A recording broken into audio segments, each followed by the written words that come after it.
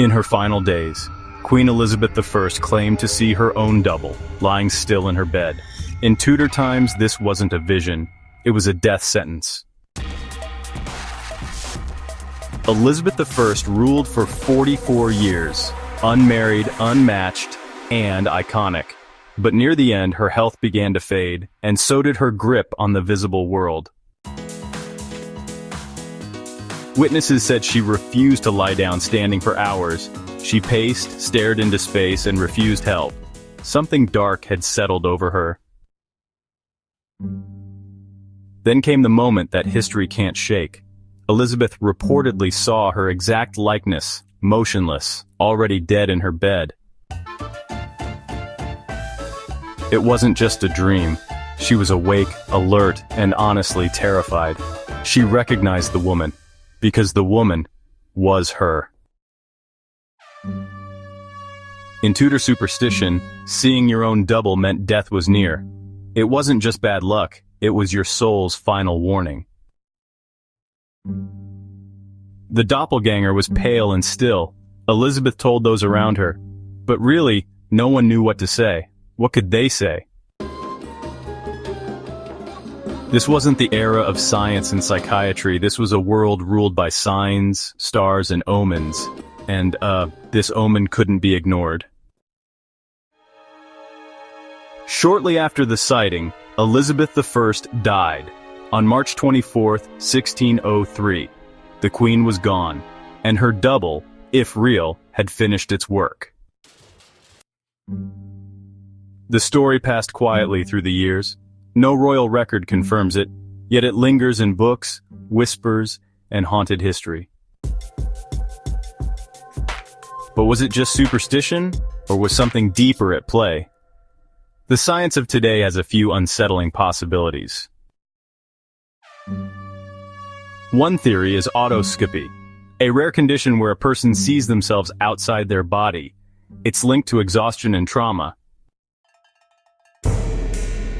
Another possibility, a vivid hallucination sparked by stress, fever, or lack of sleep. Elizabeth had all three.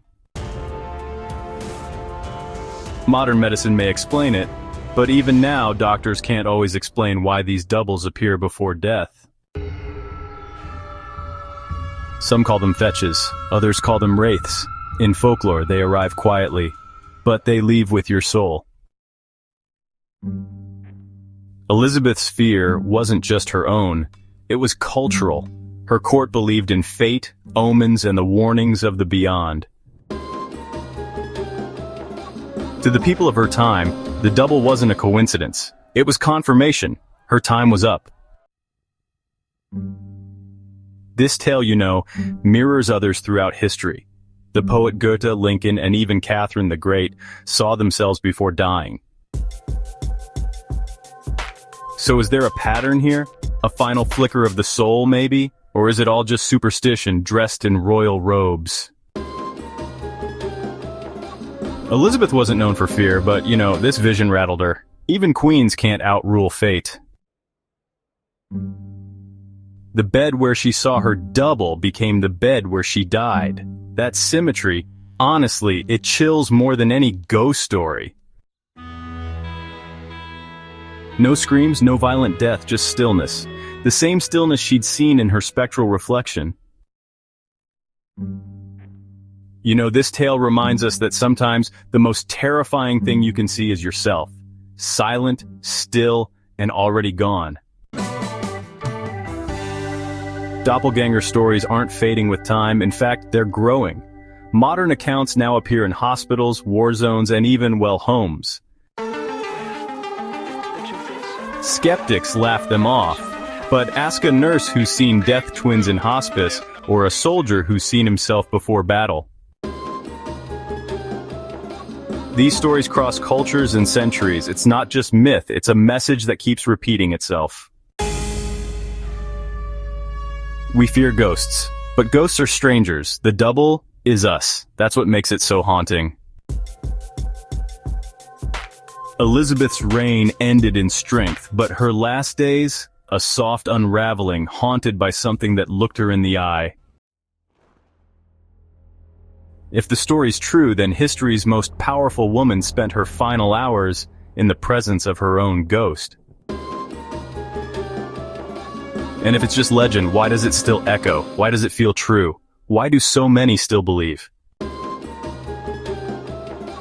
In a world of mirrors, what happens when the reflection steps out and lies down before you? Queen Elizabeth I never named an heir. Maybe she was waiting for one more visitor herself. If you've ever felt the air shift, or seen someone who looked a little too much like you, this story might feel too real. Like, comment, and subscribe for more.